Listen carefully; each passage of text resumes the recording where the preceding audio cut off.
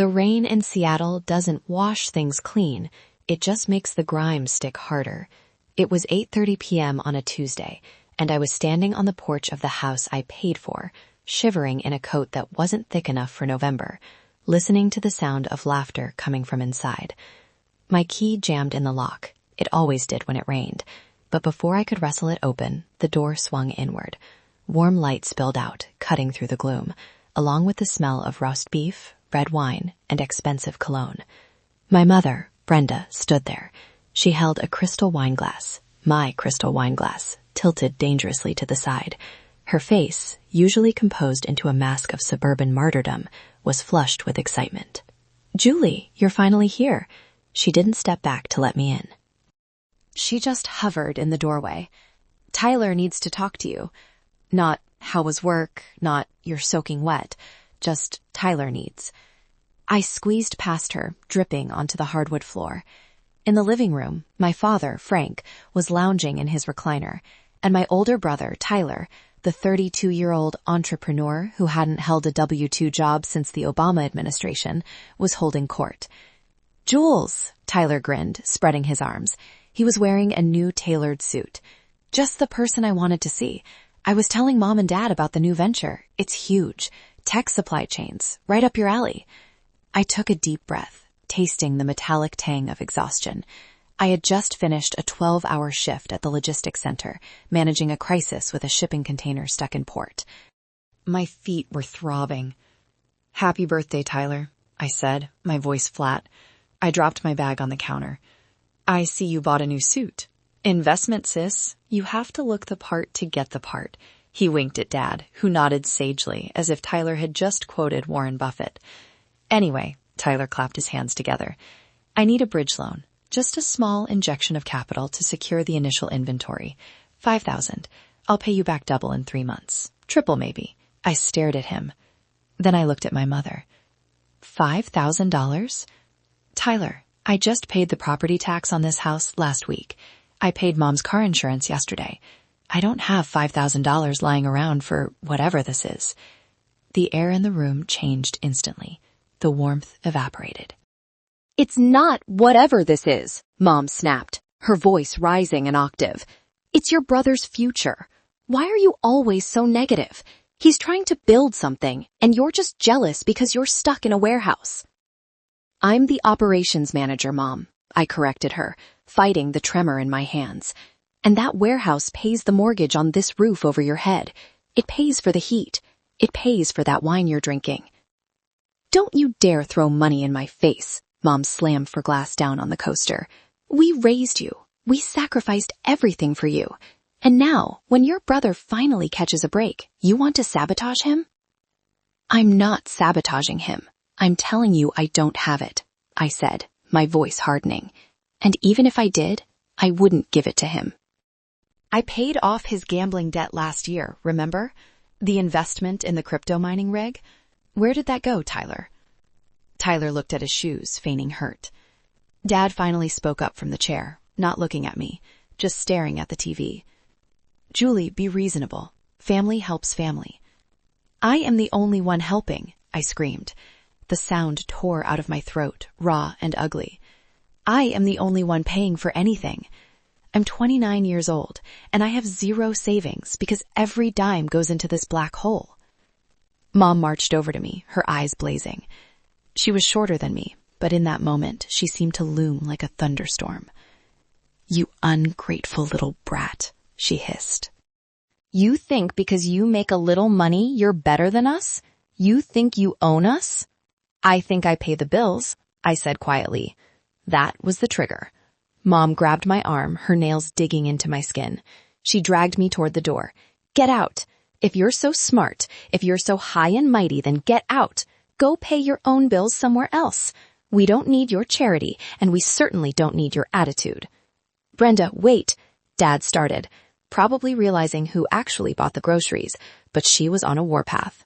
She opened the front door and shoved me. I stumbled back onto the wet porch.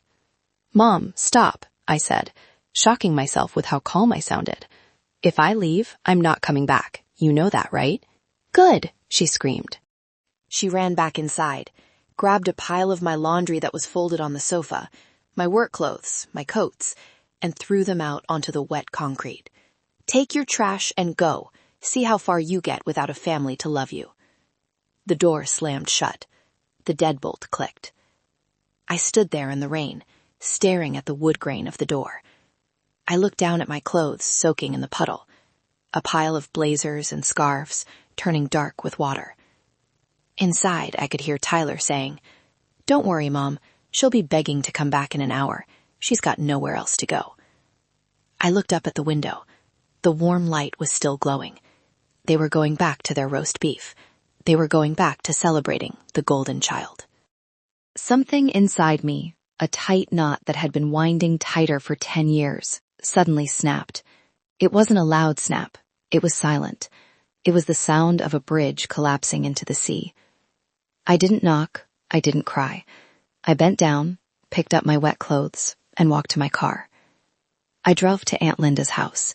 She was my mother's younger sister, but they were polar opposites. Where Brenda was chaos and entitlement, Linda was grounded and sharp. She lived in a small, tidy bungalow across town, a place that smelled like lavender and sanity. When she opened the door and saw me, soaking wet, clutching a bundle of ruined clothes, she didn't ask questions. She just pulled me inside and put a kettle on. "I'm done, Linda," I said, sitting at her kitchen table, wrapping my hands around a mug of tea. She kicked me out because I wouldn't give Tyler $5,000. Linda sighed, a long, weary sound that rattled in her chest. "I knew this day would come, Julie. Honestly, I'm surprised you lasted this long." I looked around her kitchen. It was simple. She lived within her means. Unlike my parents, who lived in a 4-bedroom colonial they couldn't afford, filling it with things to impress neighbors they didn't like. I feel like I've been asleep," I whispered. "For years. Just walking around in a nightmare, handing them money, thinking if I just paid enough, they'd finally see me." I closed my eyes, the memories washing over me. It started when I was 19. Dad had hurt his back, an injury that no doctor could find on an MRI, but kept him on the couch for a decade. Mom said she needed to stay home to care for him. Tyler was in college, failing classes that I was paying for with my waitressing tips. They told me the mortgage was $2,500 a month. They said if I didn't pay $2,000 of it as rent, we'd all be on the street. "We're a team, Julie," Mom would say, smoothing my hair while taking my paycheck. "We survive together." So I worked. I worked through college. I worked nights. I got into logistics because it paid well, not because I loved shipping containers. I became the provider. I was the ATM with a pulse. "You know," Linda said, breaking my reverie. She got up and walked to a small wooden box on her counter. "I wasn't supposed to give you this until you were 30 or until you got married, but I think you need it tonight." She slid a yellowed envelope across the table. It had my name on it in shaky, cursive handwriting. "Grandma?" I asked. "She knew," Linda said. "Before she passed, she knew what Brenda was doing. She knew Brenda was jealous of you, jealous of your drive, your intelligence. Brenda always wanted to be the rich socialite, but she married Frank, so she decided to punish you for her mediocrity." I opened the letter. "My dearest Julie, if you are reading this, I hope you are free. Love is not a debt you pay, sweetheart. You don't owe your parents your life just because they gave you birth. Watch your numbers. Trust your gut. And remember, the person who demands you set yourself on fire to keep them warm doesn't love you. They only love the heat." "Watch your numbers," I whisperly. Grandma had been a bookkeeper. She taught me how to balance a checkbook when I was 8. "Did you know," Linda said softly, "that the house isn't even in your name? You've paid the mortgage for 5 years, Julie. Did they ever put you on the deed?" Mom said she said to think wouldn't allow it because of my student loans, but she said I was building equity. She said the house was my inheritance. Linda laughed, a dry, bitter sound. "Honey, There is no equity. Frank refinanced that house 3 times to pay for Tyler's businesses. And your inheritance? Brenda spent the college fund Grandma left you on a trip to Italy the year you graduated high school. That's why you had to take loans. I felt the blood drain from my face. What? I couldn't tell you, Linda said, her eyes watering. Brenda threatened to cut me off from seeing you if I said a word, but now you're out. The sadness inside me began to curdle. It thickened, cooled, and hardened into something sharp. I stood up. I walked to the window and looked out at the rain. I wasn't the sad little girl on the porch anymore. The fog was lifting. They used me, I said. It wasn't a question. They ate you alive, Julie, Linda corrected. I turned back to her. My eyes were dry. Can I stay here for a few days? I need to sort some things out. Stay as long as you want, Linda said. What are you going to do? I thought about the rejection, the wet clothes, the years of overtime, the missed dates, the cheap ramen I ate so they could eat steak. I'm going to do what Grandma said, I replied. I'm going to watch the numbers. And then I'm going to make sure they add up. The next morning, the sky was a bruised purple, but the rain had stopped. I took a personal day from work, something I hadn't done in 4 years. I needed to find a permanent place to live. I couldn't stay on Linda's couch forever, and I had the salary to afford a nice apartment downtown, far away from the suburbs. I found a perfect place, a 1-bedroom with a view of the Sound, hardwood floors, no leaks, and silence. I sat in the leasing office across from a woman named Karen. She was smiling, typing my information into her computer. You have a great job title, Miss Miller, Karen said. Income looks fantastic. This is just a formality. I'll run the credit check and we can sign the lease. I smiled back, feeling a flicker of hope. Sounds great. Karen hit enter. She waited. Then she frowned. She hit enter again. The silence in the room stretched. The air conditioning hummed, sounding like a countdown. Is there a problem? I asked. Karen turned the screen toward me. Her smile was gone, replaced by a look of polite pity that felt like a slap. Miss Miller, I can't approve this lease. Your credit score is 420. I laughed nervously. That's impossible. I have 0 credit card debt. I pay everything in cash or debit. I have student loans, but they're current. It shows here, Karen pointed a manicured finger at the screen, that you have 3 credit cards maxed out, a Discover card, a Capital One, and an Amex. Total utilization is 100%. Total debt is $32,000, and there are 5 missed payments in the last 6 months. I stared at the screen. The addresses associated with the cards were all the same, 1402 Oak Street, my parents' house. The dates the cards were opened went back 7 years, to the week I turned 18. My hands didn't shake this time. A strange calm washed over me. It was the calm of a soldier who realizes the enemy isn't across the battlefield. The enemy is in the trench with them. I see, I said. My voice sounded robotic. Thank you, Karen. I need to go handle this.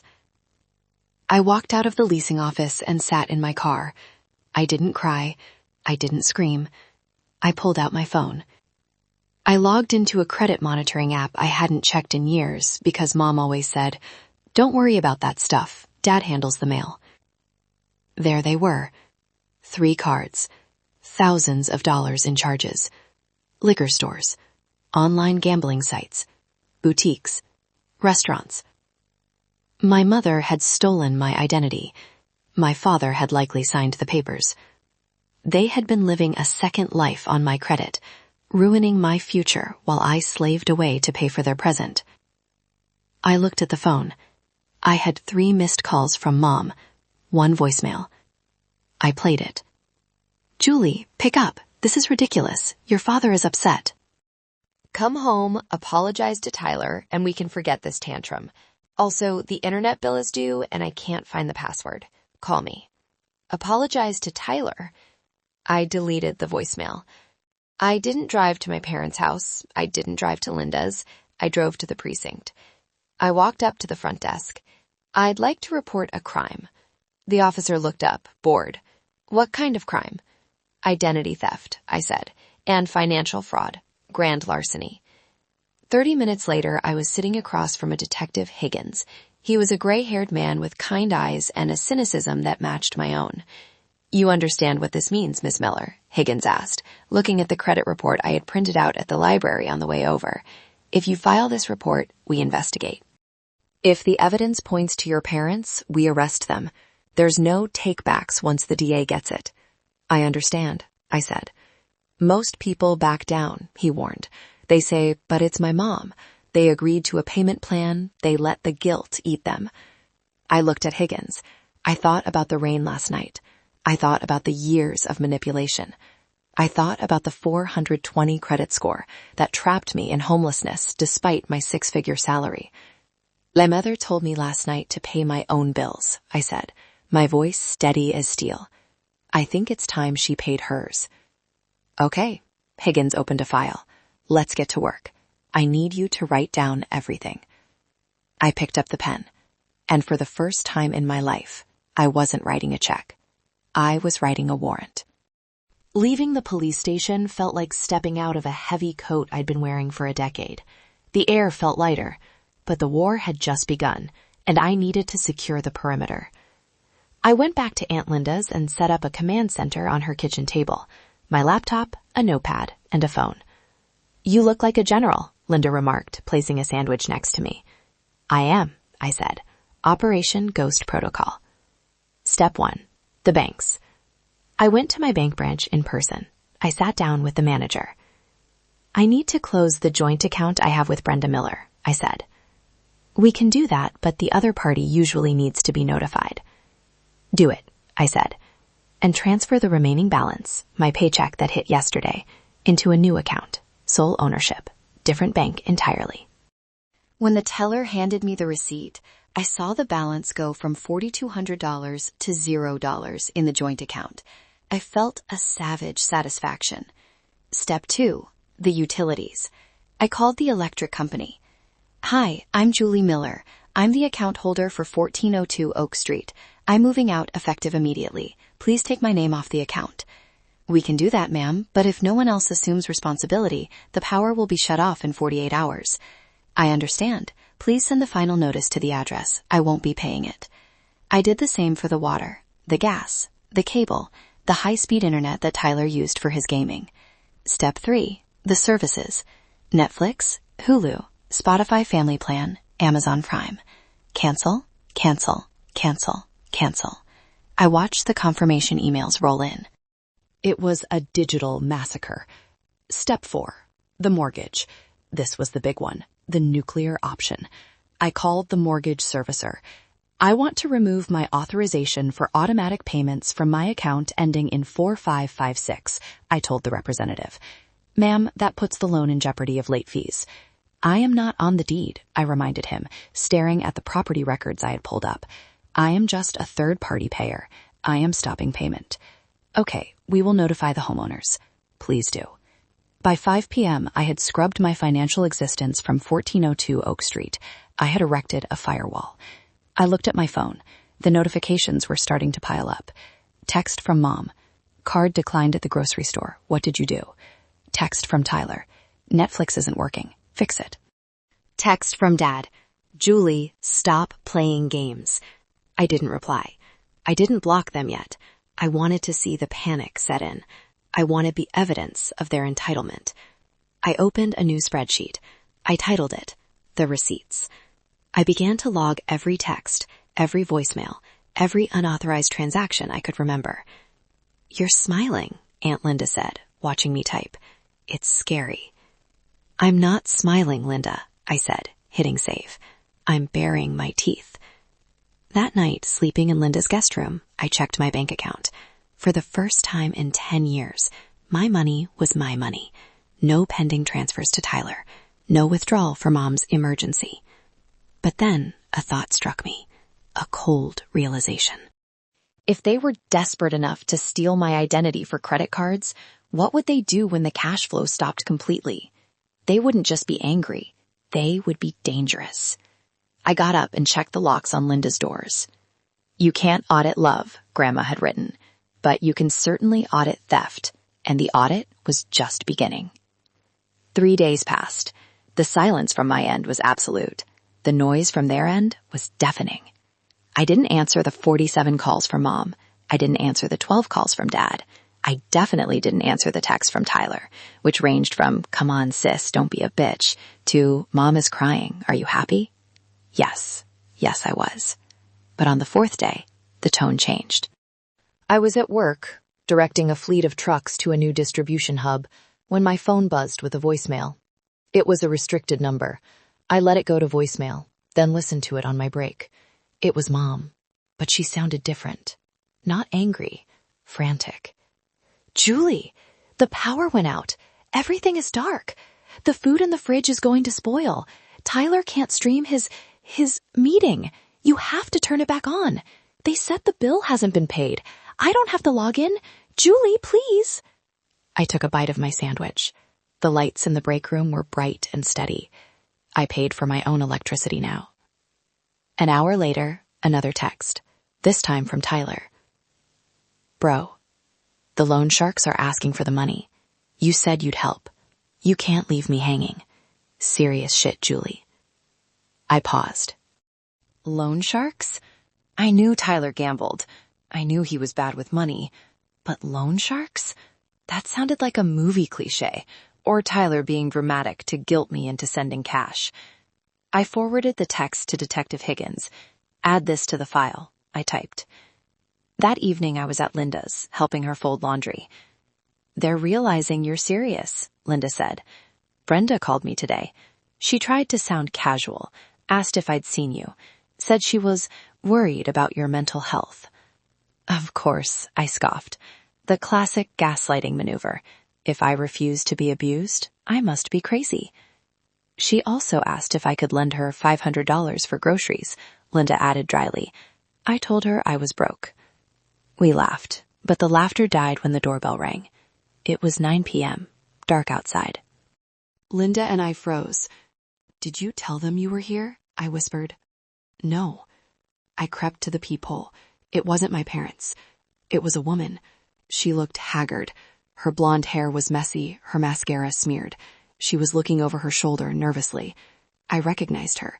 It was Sarah, Tyler's ex-wife. They had been married for 2 years, right out of high school. The family destroyed her. Mom criticized her cooking, her cleaning, her job.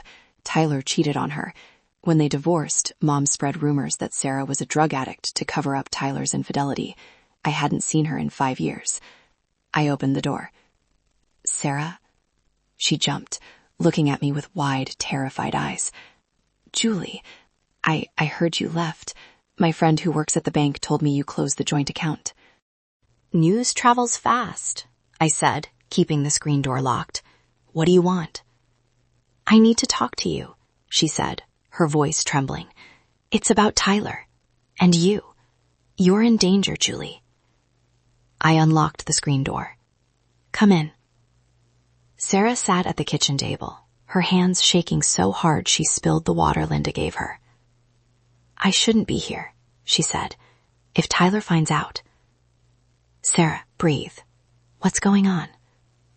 She reached into her oversized purse and pulled out a small black notebook. It looked battered. "Tyler came to my place yesterday. He was drunk. He was looking for money.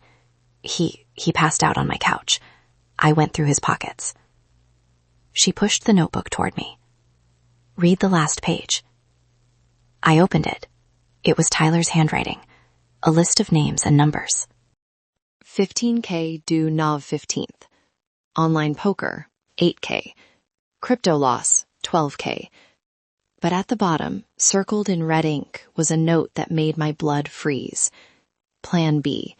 Get Jay to sign over the 401k, or convince Mom to leverage the insurance policy, because you were the breadwinner. If something happens to you, they get $500,000. The room spun. "They wouldn't," Linda gasped. "They're selfish, but they aren't murderers." "Desperate people do desperate things," Sarah said. "And Tyler owes bad people a lot of money. He told me Mom said Julie is worth more dead than alive right now if she stops paying." I felt sick. Physically ill. I had thought this was a financial dispute. I thought it was about boundaries.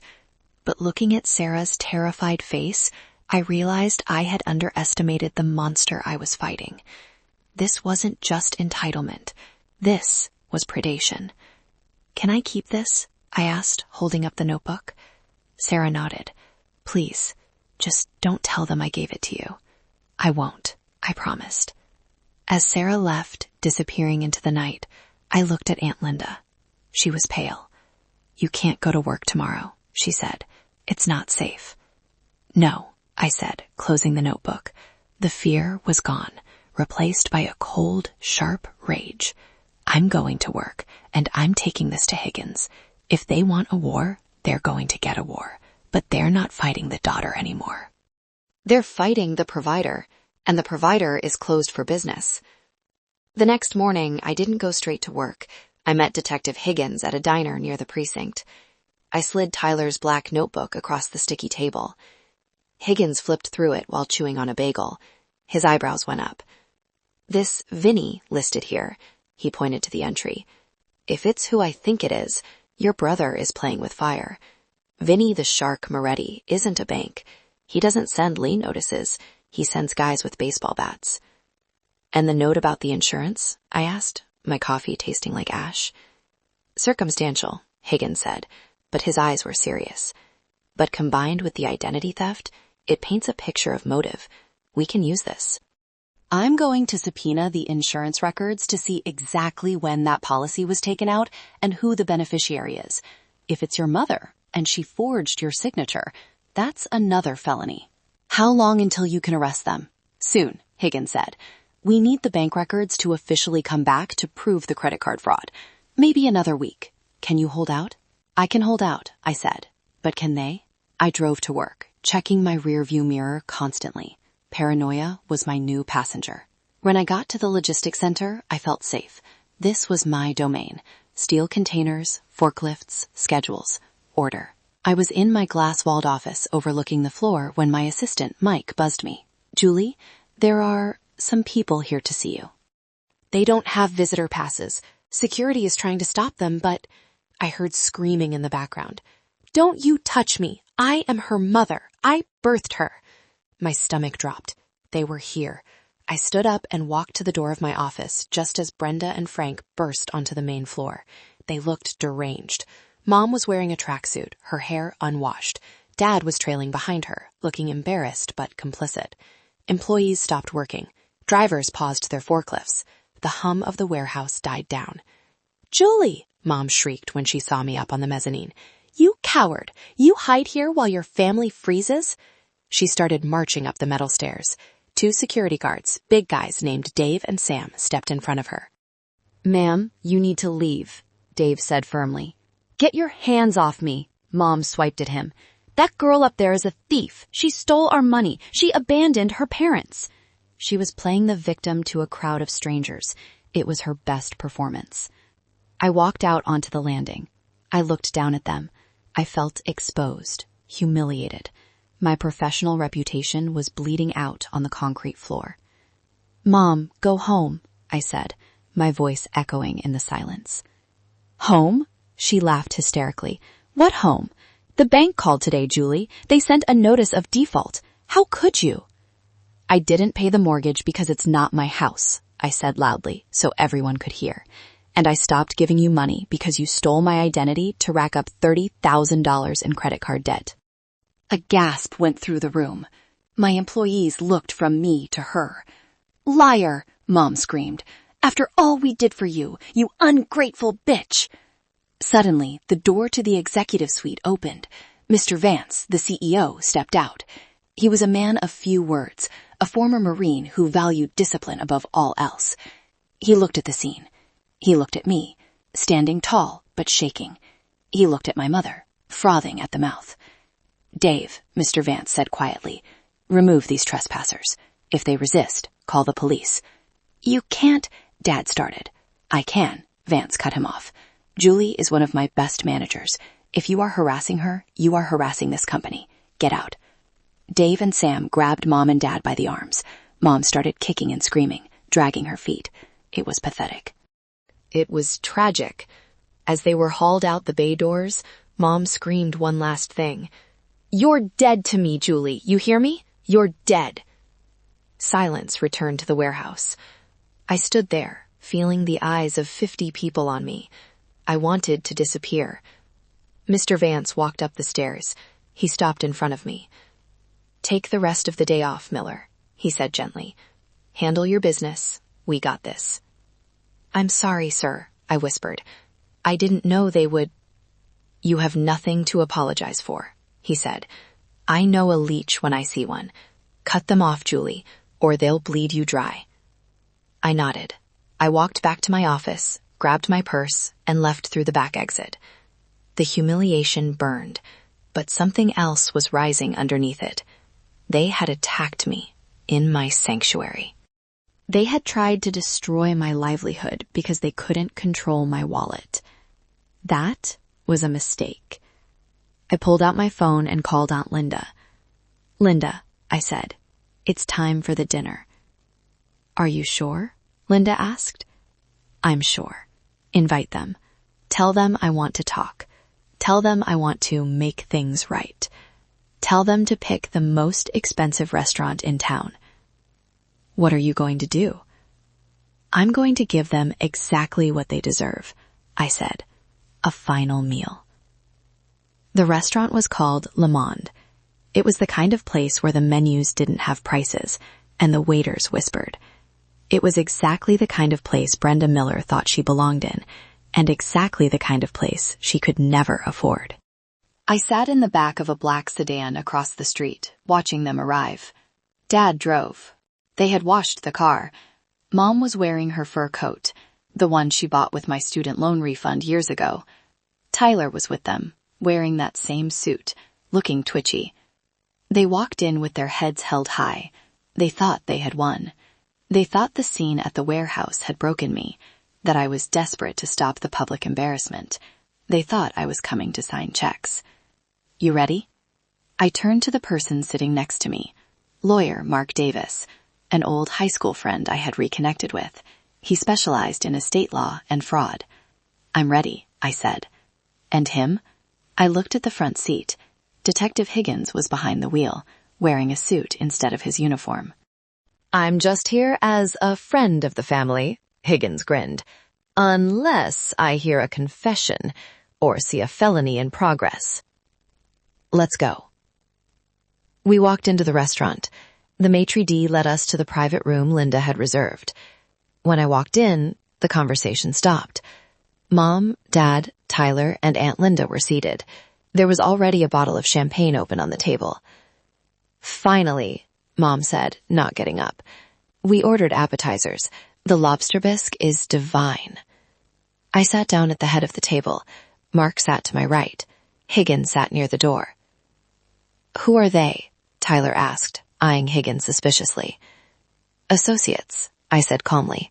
"I thought we should have witnesses for our reconciliation."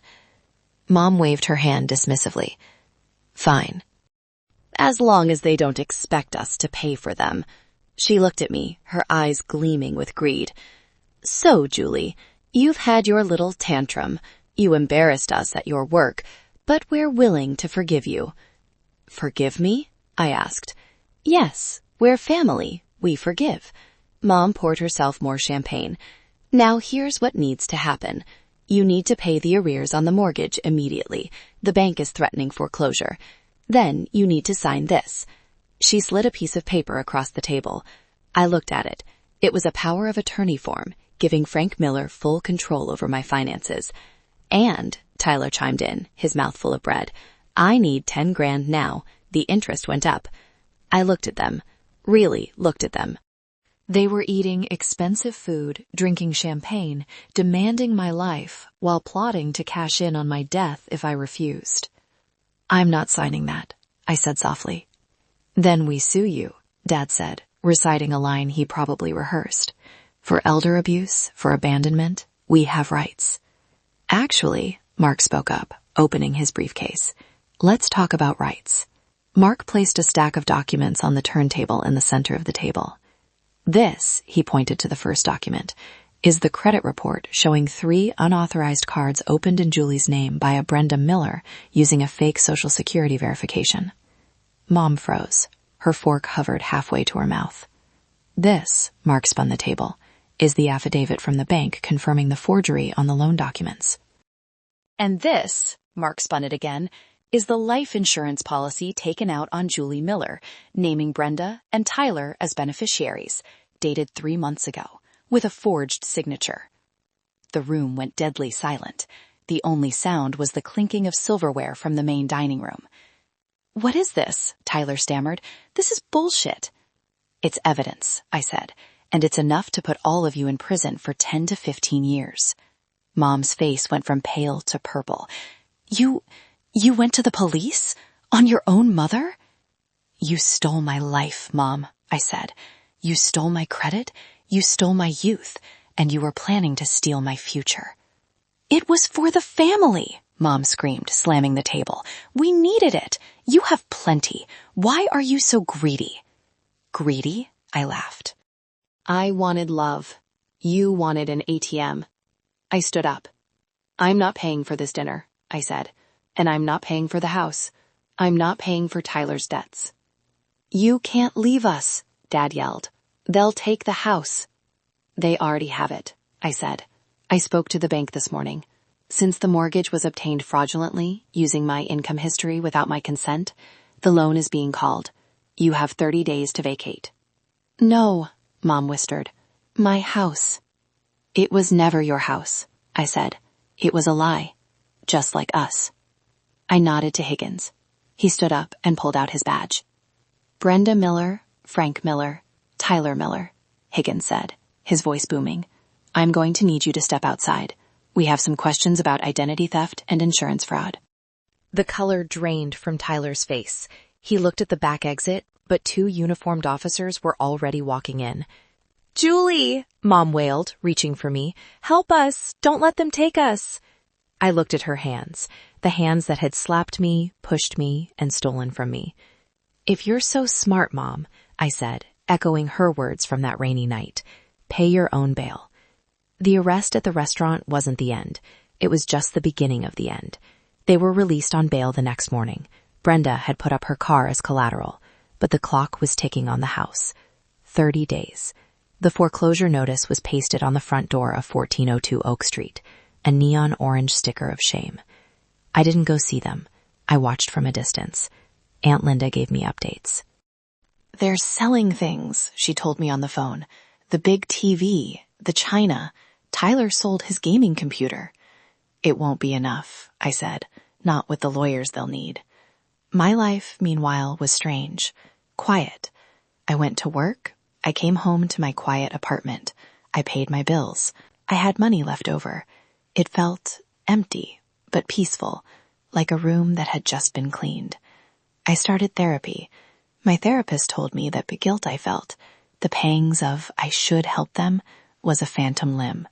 The part of me that was attached to them had been severed, but the nerves were still firing. On the 29th day, the day before the eviction, I got a call. It wasn't Mom. It was the neighbor, Mrs. Gable. "Julie," she whispered, "you should come. There's a moving truck, but it's not going well." I debated not going. I debated staying in my safe, warm apartment. But I needed closure. I needed to see the monster leave the cave. I drove to the old house. I parked down the street. It was raining again. Of course it was. I saw a U-Haul in the driveway. Dad was carrying a box, looking older and frailer than I had ever seen him. Tyler was sitting on the bumper of the truck, smoking, looking defeated. And Mom was standing on the lawn, screaming at a bank representative who was holding a clipboard. "This is illegal. My daughter pays for this. She'll be here any minute with the check." She was still living in the delusion. She still believed I would swoop in and save them. I got out of the car. I put up my umbrella. I walked toward them. Mom saw me. Her face lit up with a desperate, manic hope. "Julie, thank God! Tell this man! Tell him it's a mistake! Write him a check!" She ran toward me, grabbing my arm.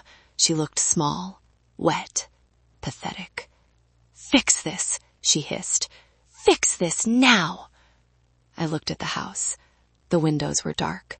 The garden I had planted years ago was overgrown with weeds.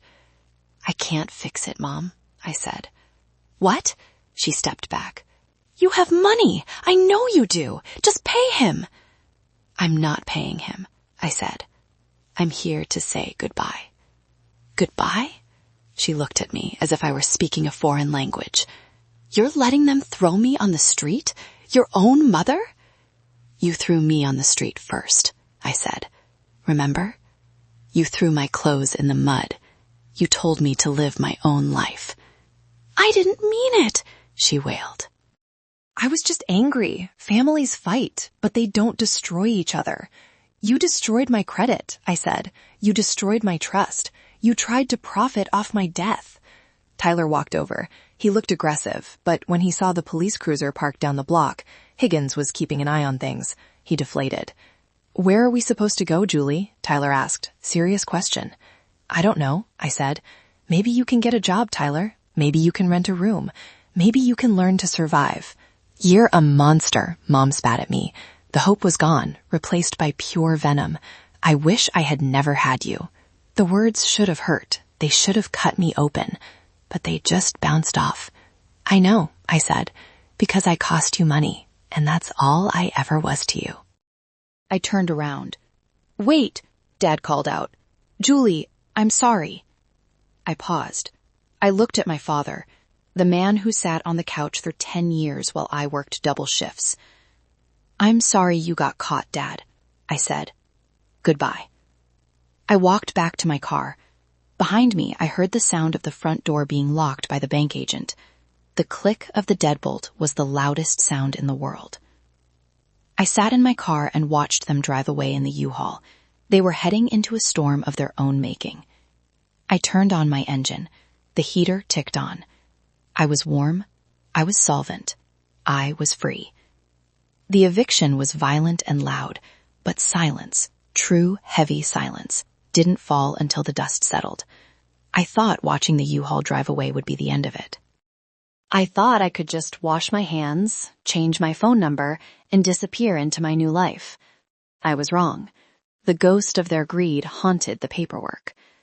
3 days after the eviction, Detective Higgins called me down to the station.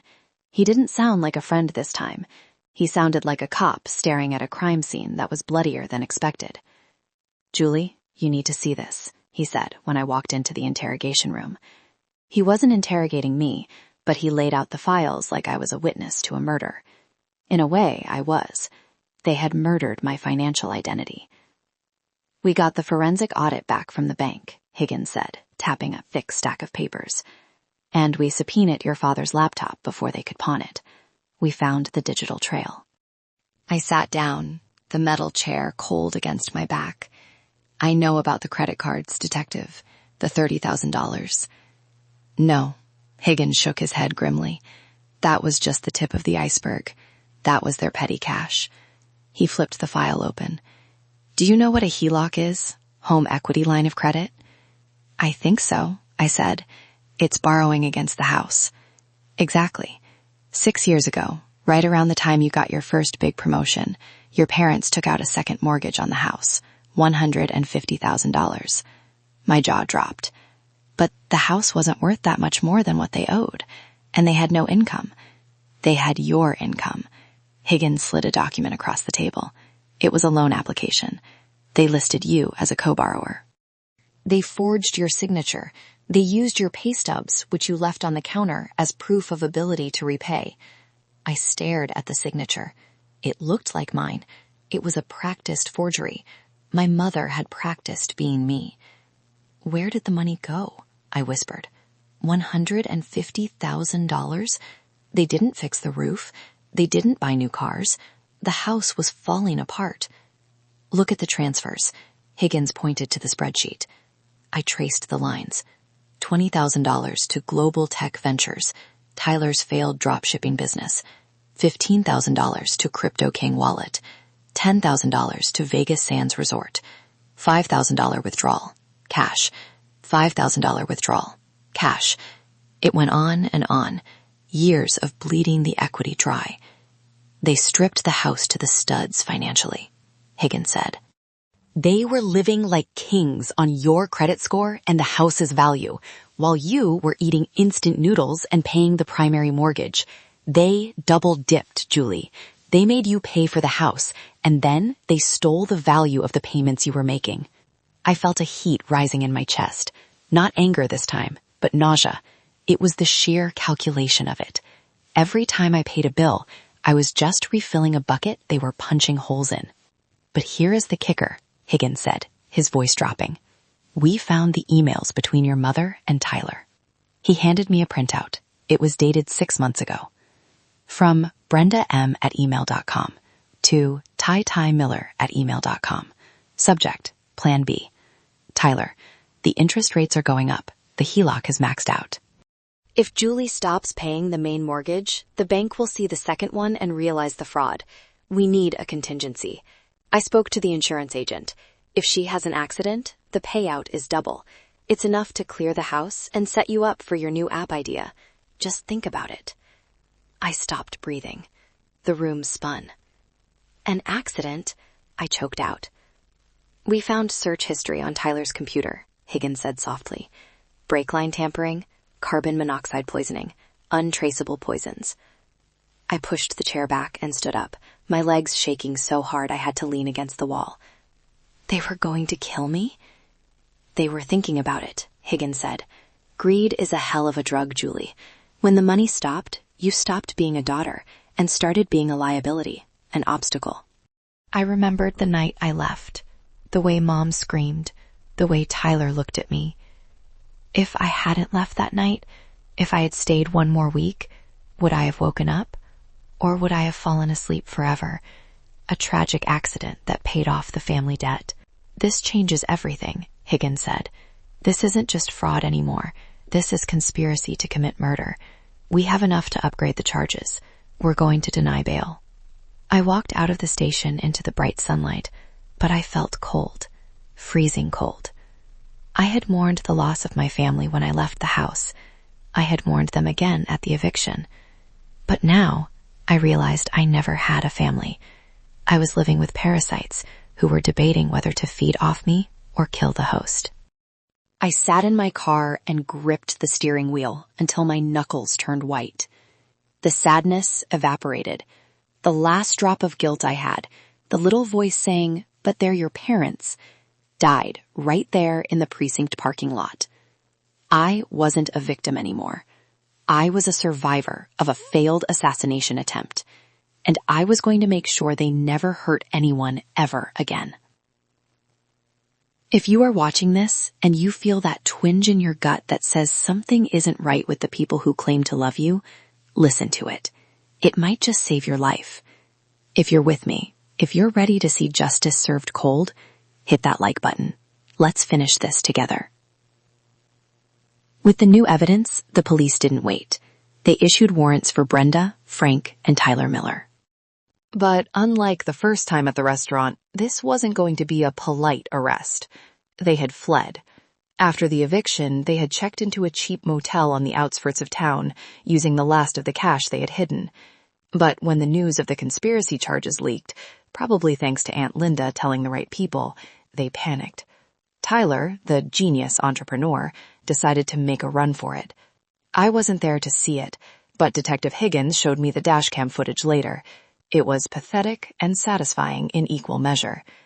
Tyler had stolen Mom's car, leaving our parents stranded at the motel, and tried to drive to the Canadian border. He didn't make it past the interstate. The footage showed him being pulled over.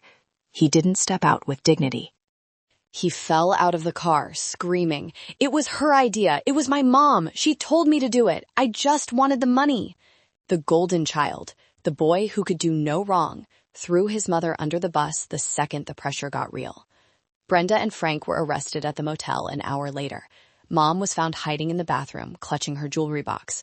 Dad was sitting on the bed, watching cartoons, completely dissociated from reality. But the real drama happened at the arraignment hearing. I decided to go. I needed them to see me. I needed them to see that I was alive, healthy, and standing tall. The courtroom was packed. Aunt Linda was there, holding my hand. Sarah, Tyler's ex-wife, was there too, looking terrified but determined. When they brought them in, wearing orange jumpsuits, the change was shocking. Without her expensive clothes, her makeup, and her arrogance, Brenda looked small and shriveled.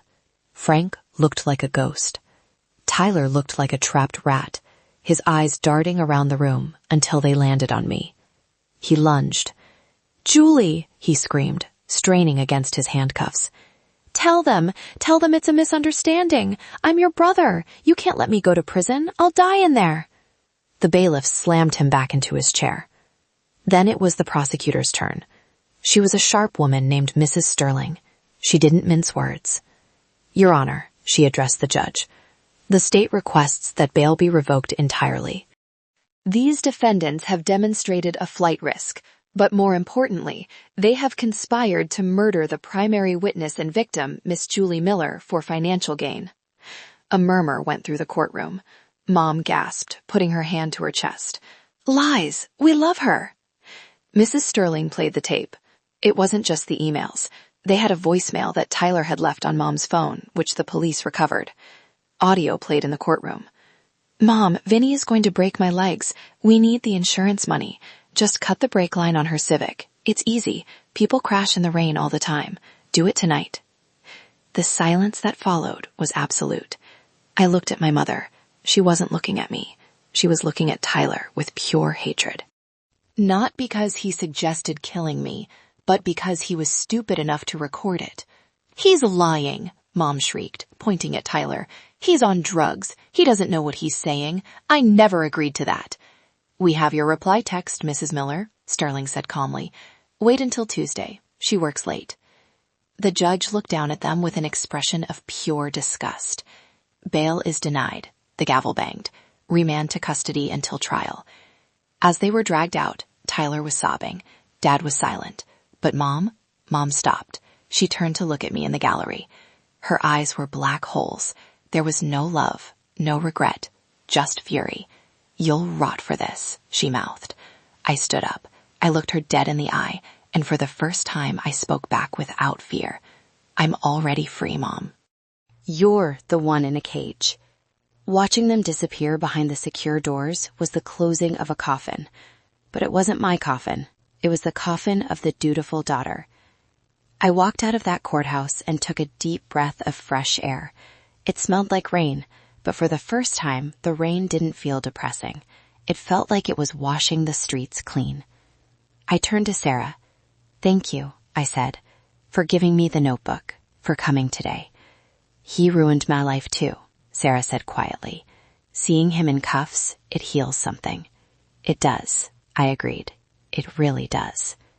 We went to lunch, Aunt Linda, Sarah, and I. We toasted with water and iced tea. "To the future," Linda said. "To the receipts," I smiled. But the universe wasn't done with the Miller family yet. The trial was coming, and with it, one final twist that none of us saw coming. A twist that would prove that while evil leaves a trail, love leaves a legacy. The trial lasted 3 weeks. It was a media spectacle in our small town. The Mommy Dearest case, they called it. I testified for 2 days. I laid out every bank statement, every text message, every moment of manipulation. It was exhausting, reliving the trauma under cross-examination, but I held my ground. I didn't cry. I let the evidence speak. The jury took 4 hours to deliberate. Guilty on all counts: grand larceny, identity theft, conspiracy to commit murder, insurance fraud. Brenda got 20 years. Frank got 10 due to diminished capacity argument. Tyler got 15. Justice was served. The judge called their actions a grotesque perversion of this sacred bond of family. But the real shock came during the asset forfeiture phase.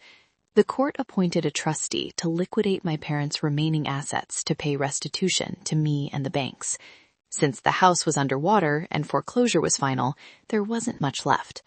Or so we thought. A week after the sentencing, the trustee called me and Mark, my lawyer, into his office.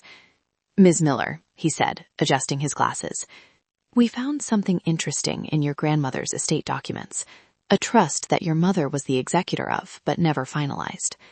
Grandma Jo, I asked. I thought Mom spent all the inheritance. She spent the liquid cash, the trustee explained. The college fund, the savings accounts. She drained those dry years ago. But your grandmother also left a deed. He placed an old, yellowed map on the desk. It's 5 acres of scrubland out in West County. Your mother apparently tried to sell it 10 years ago, but the market value was only a few $1,000s, and she couldn't sell it without your signature because you were the named beneficiary upon turning 25. Since she didn't want you to know about it, she just hid the deed and forgot about it. So I own a patch of dirt? I asked. Great. Mark leaned in, looking at the map. Then he looked at his phone. His eyes went wide. Julie, Mark said, his voice trembling with excitement. Do you know where this is? No, West County is just rocks and desert. Not anymore, the trustee smiled. Last year, the state approved the new highway expansion, and a major tech company, Green Date, just announced they are building a massive server farm right next to this land. I stared at him. What does that mean? It means, the trustee said, that this patch of dirt has been rezoned for commercial use. The developers have been trying to contact the owner, your mother, for months, but she ignored the letters because she thought they were bill collectors. How much? I asked. The current offer on the table, the trustee pulled out a letter from a developer, is $2.4 million. The room went silent. I felt like I was floating. $2.4 million. My grandmother, the woman who taught me to count, had left me a safety net that my mother was too greedy and too arrogant to notice. She was so busy stealing the pennies from my paycheck that she missed the diamond in her pocket. Because the deed is in the trust with you as the sole beneficiary, Mark said, grinning like a shark. And your mother is now a convicted felon who defrauded the beneficiary. She loses all claim to executive fees. It's all yours, Julie, 100%. I put my head in my hands and laughed. It started as a chuckle and turned into a sob. It wasn't about the money. I mean, the money was incredible. It was freedom. It was security. But it was the irony. Grandma knew. Even from the grave, she protected me. She hid the real treasure where Brenda's short-sighted greed couldn't reach it. Do they know? I asked, wiping my eyes. Does Mom know? We have to notify her as the former executor, the trustee said. I want to tell her, I said. I want to send the letter. I wrote a note to the prison. I didn't send money. I sent a photocopy of the sale agreement for the land. And I wrote just one line. Grandma says hello, and she says you should have checked the math.